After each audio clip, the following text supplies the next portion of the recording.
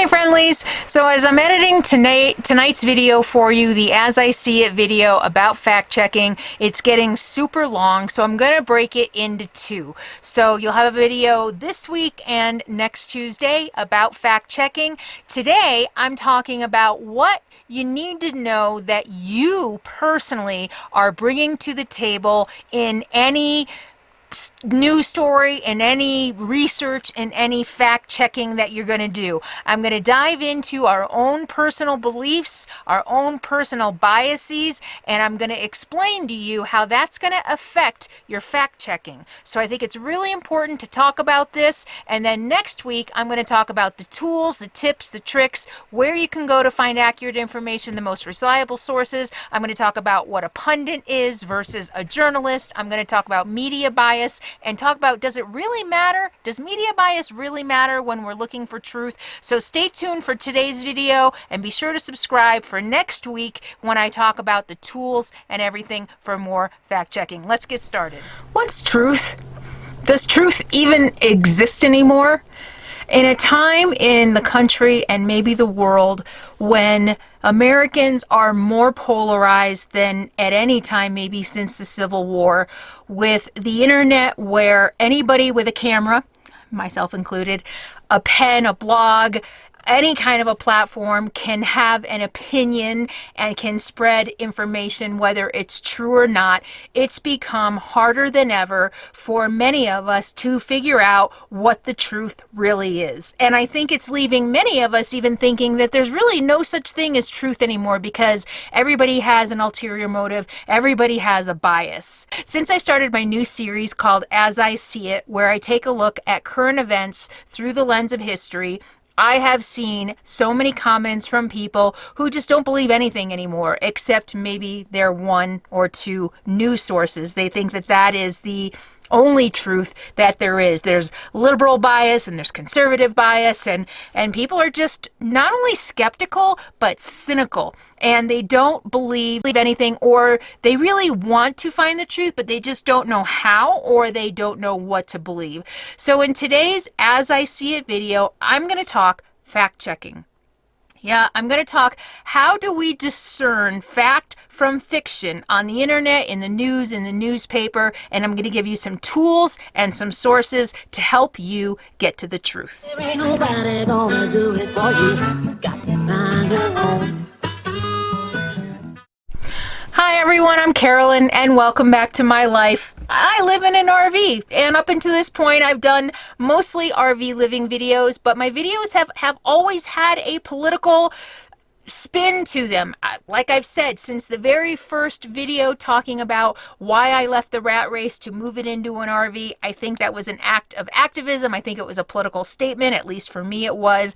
And so I don't think it's a surprise to find out that I think about current events, I think about society, I think about social justice, I think about politics and history, and when I started talking about it recently, many of you were very encouraged and very excited, and so I started this new series called As I See It, where I am looking at what's going on in the world, mostly the country, the United States, because that's where I am today, through the lens of history. And for those of you who are new to my channel, this is just a series that I'm doing on some Tuesdays, by the way. An aside, I think maybe I haven't been clear in my schedule on this. In the very first video, I said don't know that I'm going to be doing it every Tuesday because that's another video every week. I don't know that, but maybe every other Tuesday. Yeah, I can't do this every Tuesday. I'm already doing 2 regular videos a week. This adds a third, and this is a lot of research, a lot of time, a lot of energy to put these videos together. So I will not be doing them every Tuesday. I did one after the first one, I did one the next Tuesday because many of you seem to expect another video on Tuesday, and I don't like to let anybody down, but I am not doing this every Tuesday. If I do happen to do 2 Tuesdays in a row, it's a fluke, but I'm mostly not going to have the time to do one every Tuesday. So just so that you know, if you're new to my channel or if you've been here a while, you don't want to hear about politics, you don't want to hear me talk about current events or history, then don't watch any video but Thursday and Sunday. I am going to continue to do Thursday and Sunday videos. They will not change. They will be what they've always been, and you can just practice your free will and skip the Tuesday video if that's not what you're here for. And so, are you ready? Let's talk about fact checking today, because a lot of people don't know, they don't believe anything. They don't know what to believe. And so I'm going to talk a lot today about how you can discern truth from fiction, how you can practice your critical thinking skills, how you can hone your research skills and learn how to do fact checking so that you can get to the truth. So in like all my videos, all my As I See It videos, I'm putting a list of all of the resources that I use to research this video in the description. I'll talk about some of them as I go along. But I have consulted with a bunch of different resources in order to bring you the best, most accurate information that I can in talking about this. So when we talk about fact checking, it's nothing like it used to be. How many of you are my age or older and you actually remember the Dewey Decimal System, right? You remember doing research papers. I remember all the way back in high school and going to the library and pulling out the card index. What did that call? The card, oh my gosh, menopause brain. And having to actually look up books and look up sources. And then you had to cite your sources at the bottom of the paper for all your resource papers.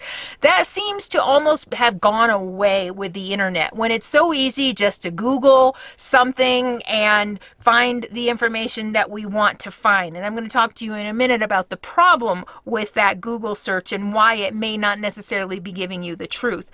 But old school research was pretty straightforward. We knew that books, we had confidence that books were written by experts, that there were studies done, that there was data to back up the facts that we were looking up.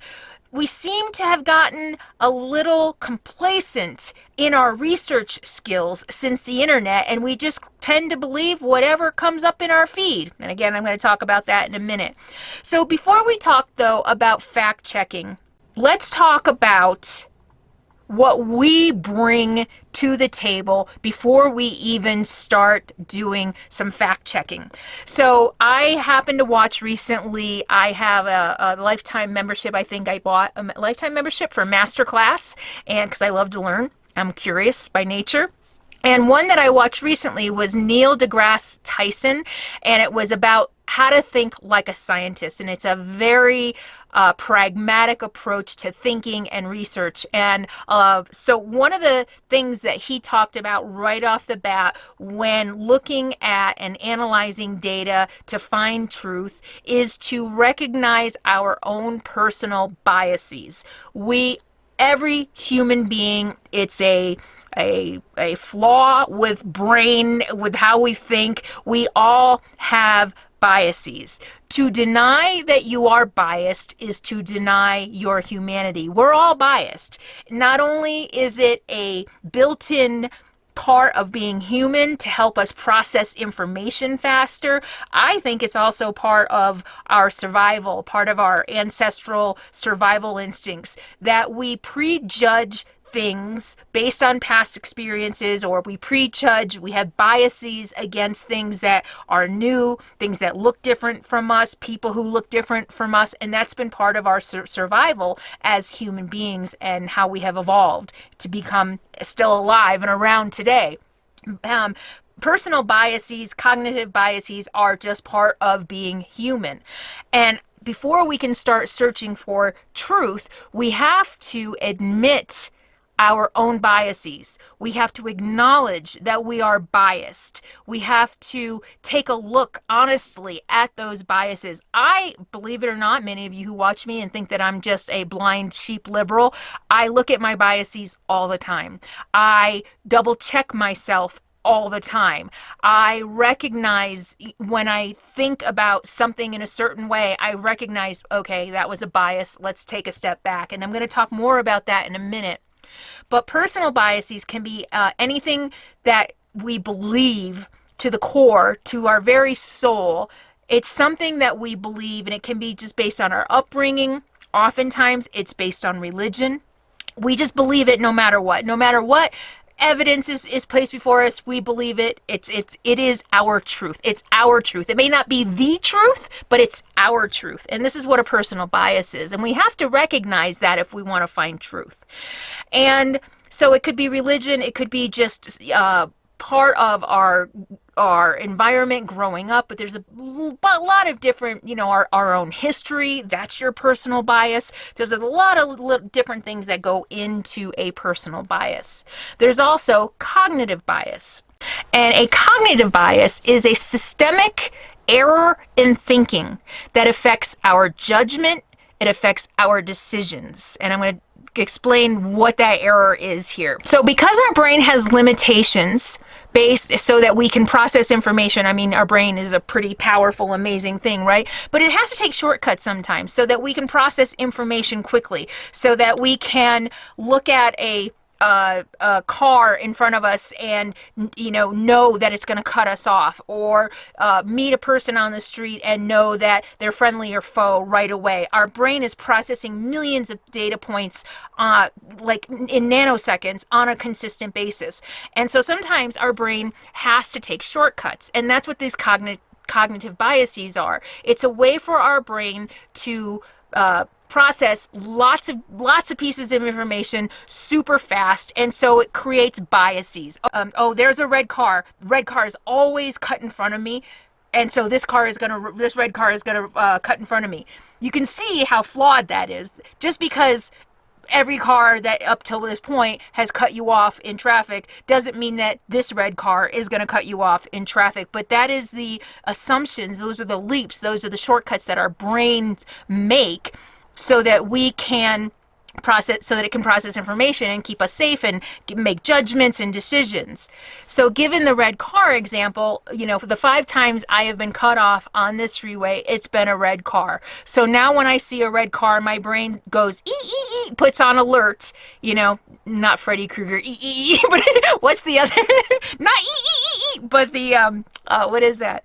A siren. I guess a siren. Our brain is turning on the siren, turning on the warning bell. Yeah, sound effects are not my thing. But our brain is turning on.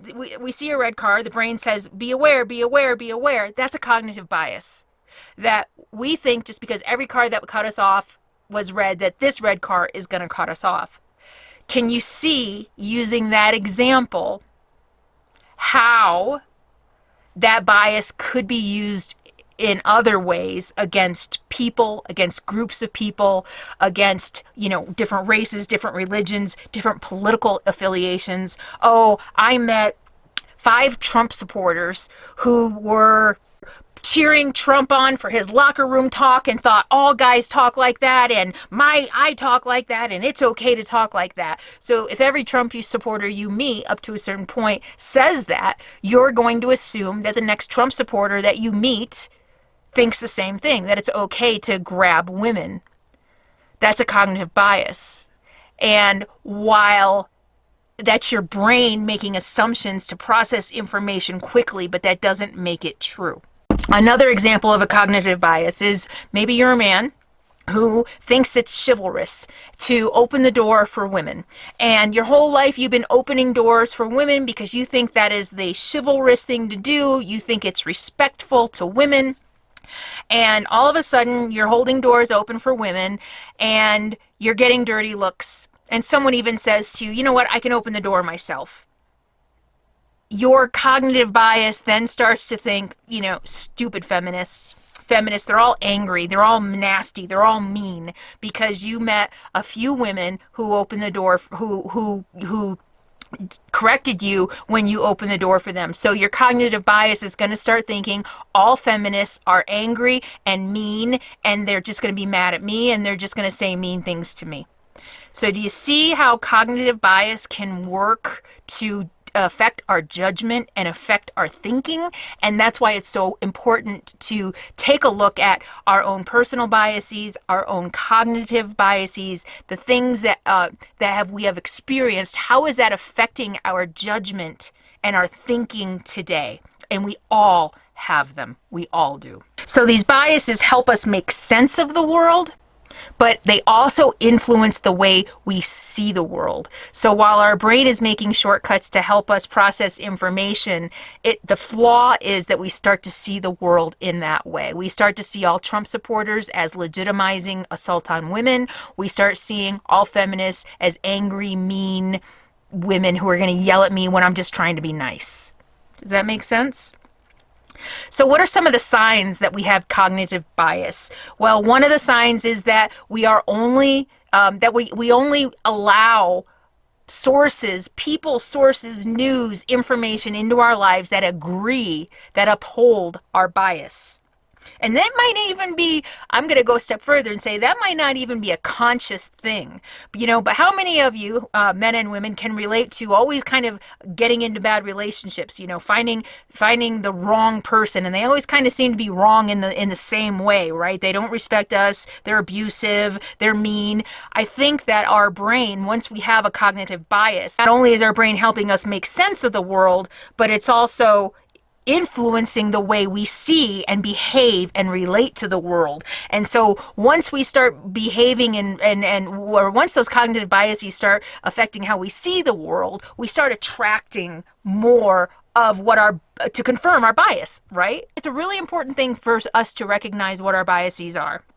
And some of the signs that we have cognitive biases are that we only pay attention to news stories, other people. We only read books that confirm our biases. So that's a sure sign that you have a cognitive bias, and that you just want to hold on to that no matter what. That you are only allowing sources of information into your life that uphold that bias. Another sign that you might have cognitive bias is blaming everything and everyone else when things don't go your way.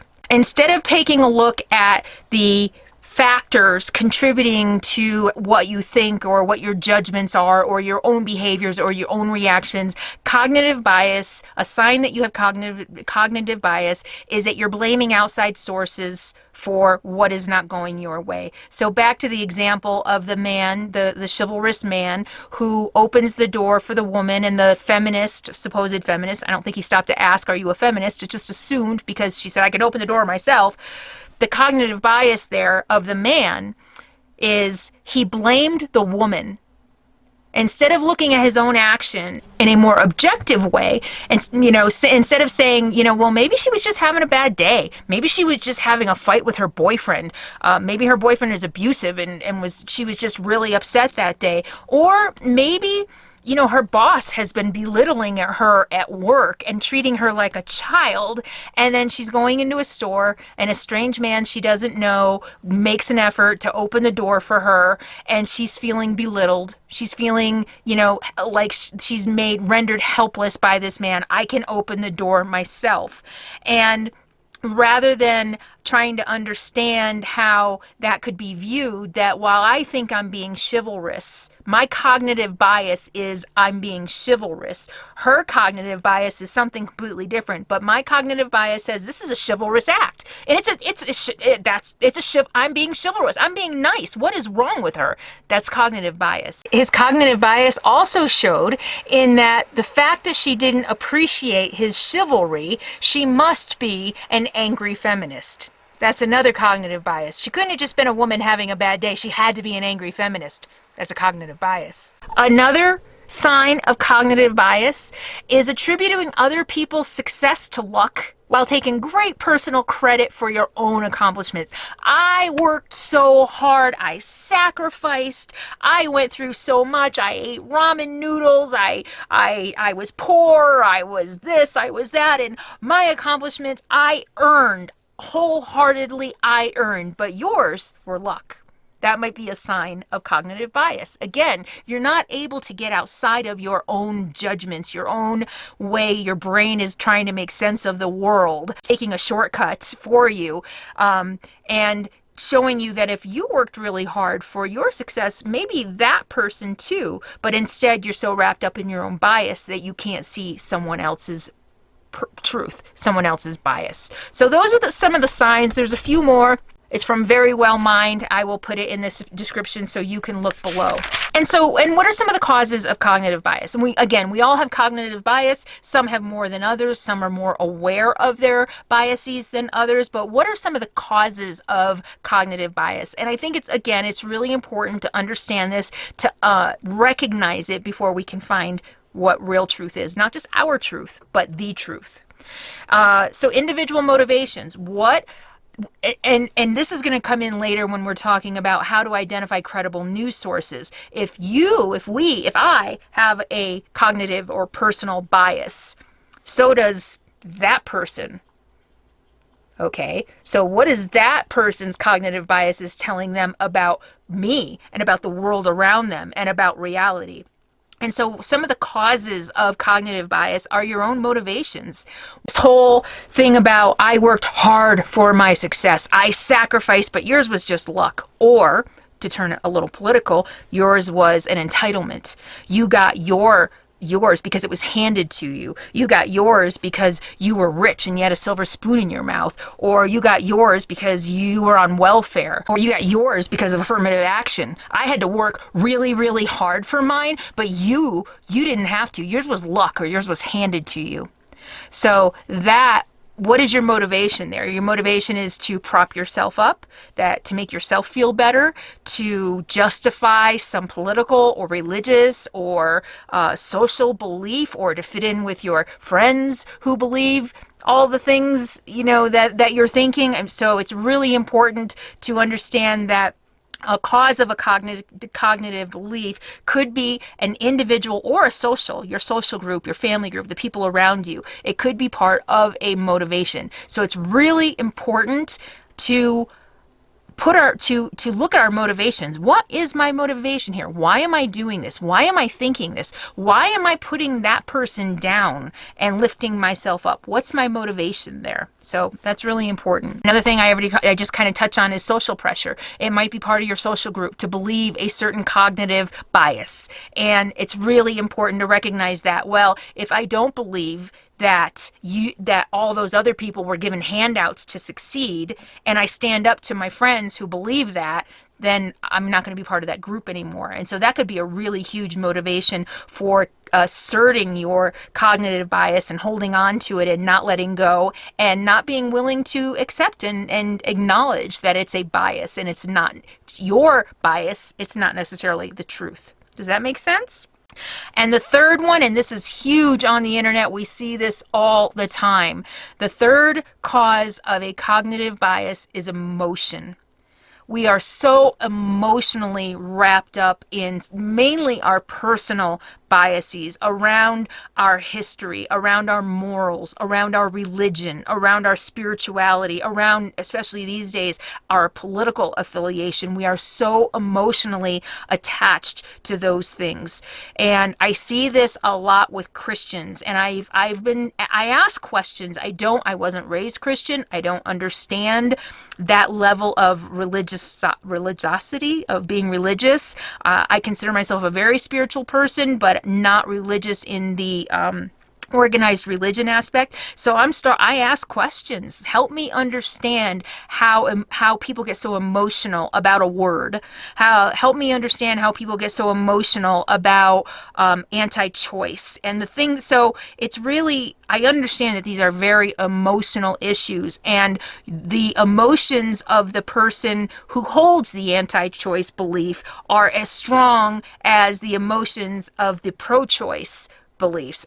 Right? We both have cognitive bias in that respect, right? We both do. It's just on opposite ends of the spectrum of belief. So what emotions are driving your cognitive bias? And this is a tough one because we get so emotionally tugged online every single day by the memes and the stories and the conversations with other people. It's really important to look at yourself and say, okay, how am I emotionally tied to my cognitive bias, and why? And what would happen if I let it go?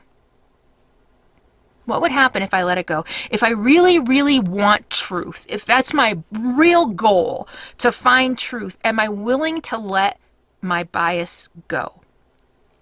Are you? And the impacts of cognitive bias can be distorted thinking, distorted views of reality, belief in conspiracy theories. It basically, you're willing to believe anything. You are willing to go to the ends of the earth. You're willing to believe the most ridiculous, outlandish things to affirm your cognitive bias because it's yours. It's your truth. And it's really important for us to recognize what our biases are if we want truth. And here's the thing. If you don't want truth, fine. Admit it. Just say, yeah, you know what? I'm going to hold on to my beliefs. I'm going to hold on to my opinions. I'm going to hold on to my cognitive, my personal biases, and I don't want truth. This is my truth. This is my personal truth. And that's enough for me. But be willing to admit that. I think that's a problem. One of the biggest problems I think we have in the country right now, and why there is so much divisiveness, is because I don't think any of us are willing to own our personal biases, our personal and cognitive biases.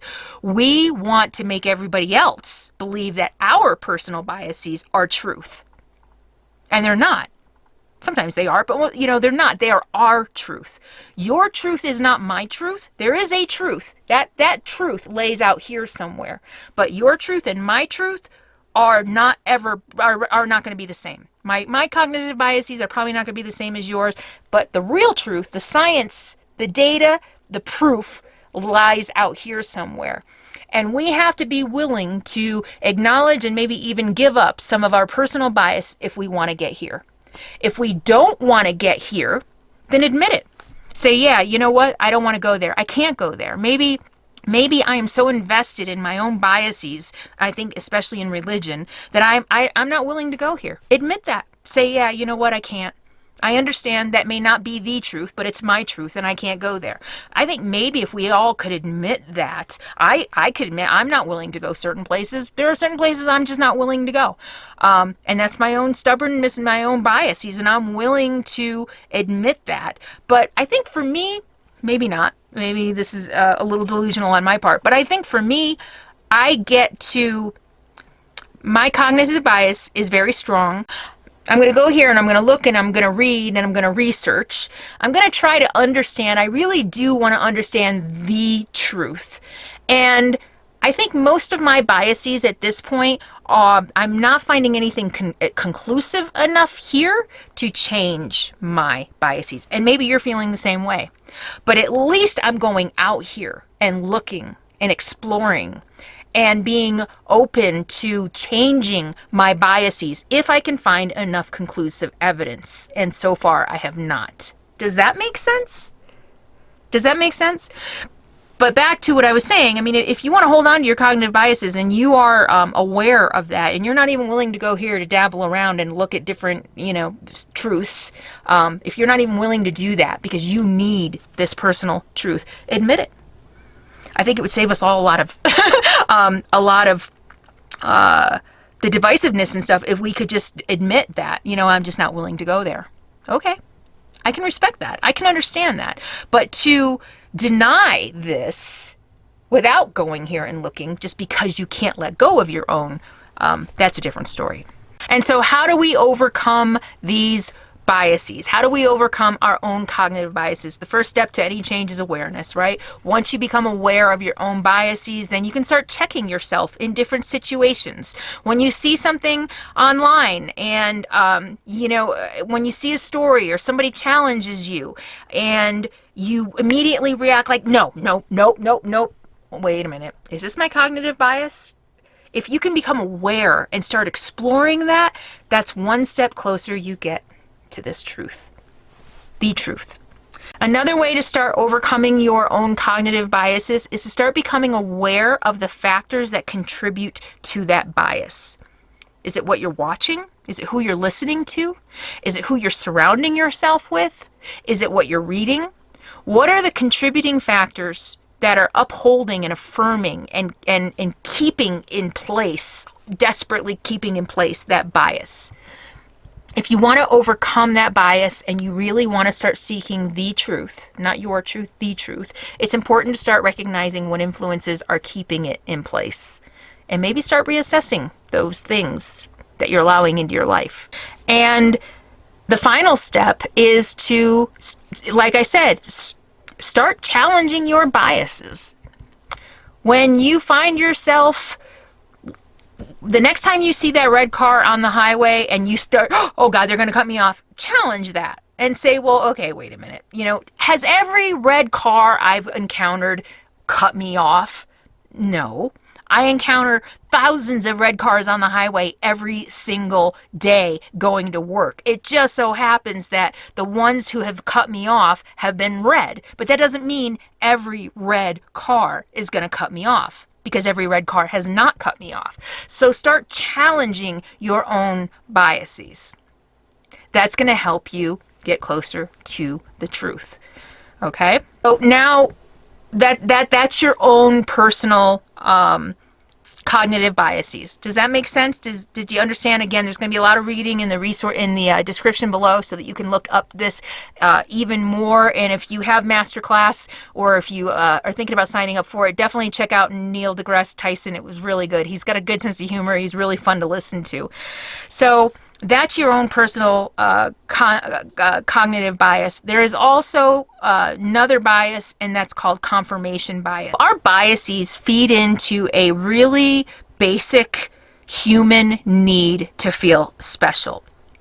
Many of us hold on to our biases because it helps us feel special in some way. If we're religious, it helps us feel closer to our God, that we are the chosen, pardon me for slandering your religious, but we are the chosen ones, maybe? I don't know. God loves us. I am loved. I am special because God says so. I am a Republican because I'm smarter than the Democrats, who are just stupid and want to give everything away. They have no idea what's good for them. They just want to give everything away and, you know, make sure nobody works and just make sure everybody lives off the state. And, you know, so I'm a Republican because I'm smarter than everybody else. Or I'm a Democrat. I'm a liberal because I'm more caring than everybody else. But no matter what adjective you use, whether I'm the chosen one, or whether I'm special because God loves me, or whether I'm Republican because I'm not stupid, I'm more aware of, you know, things than Democrats. Whatever adjective you use, however you're identifying, or whatever bias you have, is enforcing some need to feel special. I'm special. I'm smarter than. I'm more aware. I'm more woke. I'm more righteous. I'm more enlightened. I'm more intellectual. Whatever that is, these biases help confirm that feeling of being special. And being special means being different than another group. Different or above or better than. I'm special in some way. So these biases often are confirming, you know, or are helping us feel special. By a bias says I'm something and you're not, basically, right? And so that's what these biases do. They make us feel special. And a confirmation bias helps us continue to feel special by denying things that don't agree with our view of us being special. It doesn't agree with our worldview. It doesn't agree with our brain's attempt to process information to make sense of the world. So a confirmation bias is an active trait of our brains to actively seek things that confirm our bias. We could look at a list of 100 sources, 100. 90 of them dispel our belief, dispel our bias. Fact-based, they dispel our bias. 10 of them confirm our bias. Guess what we do? We focus on that 10. We completely, and not only do we just focus on the 10, we completely forget about, ignore, deny the other 90. Literally 90 of them. We would forget, deny, nope, discount, nope, it's garbage, it's fake news, it's a conspiracy theory, nope. We our brain automatically seeks confirmation of our biases. And so that's what the confirmation bias is. And so that's why we only watch Fox News. That's why we only read Breitbart News. That's why we only watch MSNBC. That's why we only watch Rachel Maddow. That's why we only go to the sources that we go to, because we want confirmation of our bias. Because confirming that bias confirms that we are special. And the internet is the epitome of confirmation bias. The internet, the whole internet, whether you're on Facebook or whether you Google something, the algorithms are set up to bring you back results that are relevant to your searches. So when you go to Google and you search something, it's going to bring you back what is relevant to you in your searches. So the internet feeds this confirmation bias. The social media feeds our confirmation bias if we let it. And I'm going to give some tools here in a little while for how we can start expanding our horizons and maybe getting away from some of these biases and finding the truth, not our truth. All right, so I've talked so far about what we bring to the table when we're fact checking. I think it was really important to cover all this, because we can't talk about fact checking unless we talk about what we bring into the fact check, what we bring into the data, what we bring into the studies and the sources that we're going to talk about here in a minute. If we don't understand how our own brain and our own biases are working against the truth, or for the truth, it can also work for the truth. But if we don't understand that, we're never going to evolve as a human being. And here is something really important. If we can never, ever say I was wrong, in the face of data and facts and a slew of sources that challenge our biases, that challenge our personal truth, which again is not the truth. If we can never say I was wrong in the face of the data and the facts, we are never going to find this. We're never going to find this truth. We're always going to be stuck in our truth. We're never going to find the truth. So it's really important to understand these. All right, so I hope you enjoyed the first part of the fact-checking series that I'm doing in the As I See It video, and all the cognitive biases and personal biases that we have. So what did you think about this? Does it ring true for you? Did you learn something new about yourself in today's video? Be sure to subscribe below, because next time I'm going to talk about Fox News, I'm going to talk about Sean Hannity, I'm going to talk about Tucker Carlson and Rachel Maddow, I'm going to talk about how to tell fact from fiction. I'm going to give you some practical tools and tips for finding the truth. Stay tuned. I'll see you next time. In the meantime, be happy, be free, and be kind. Mwah. I'll see you soon.